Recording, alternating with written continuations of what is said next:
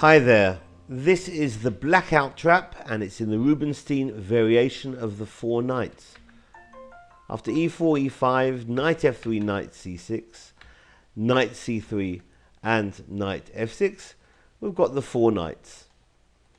And white can try bishop b5, an aggressive line, to which black can respond with the Rubinstein variation, knight d4, a rather destabilizing move which I personally like quite a lot.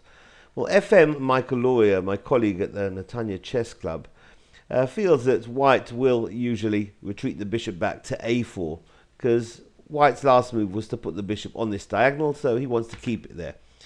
Obviously, he doesn't want to have that knight exchanging that good bishop, so bishop drops back to a4. And black continues with a gambit line, bishop c5, happily offering up this pawn on e5.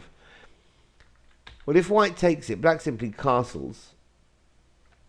And we've seen a fantastic trap here that if white castles here, and then d6 kicks the knight back, knight d3 will actually lose here by force. Black is winning, but you'll have to look that one up, because here we're not looking at castles, we're looking at the knight withdrawing immediately now to f3. Well, in fact, if the knight would have moved directly now to d3, it's probably around equality. It's hitting the bishop now on c5, which will drop back to b6, and then white could press on with a move like e5, annoying that knight on f6. But instead of dropping back to d3, we're looking back at knight dropping back to f3 here.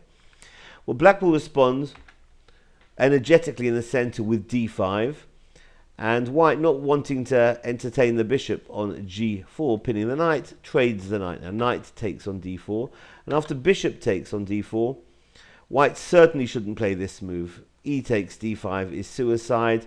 If white here would castle, well, pretty much close to equality. But now e takes on d5, black is going to be pushing for a win now. Bishop g4 hitting the queen. f3 blocking, and now ignoring the threat to the bishop on g4 by the pawn. Knight h5. The knight is freeing the queen, who's heading for h4. So after f takes on g4, queen h4 check, and now the king is running. King e2. The knight comes back into the center. Knight f4 check. King f3. The game is over now. The queen comes into f2. King e4, and I'm sure there's several decent ways to finish this off.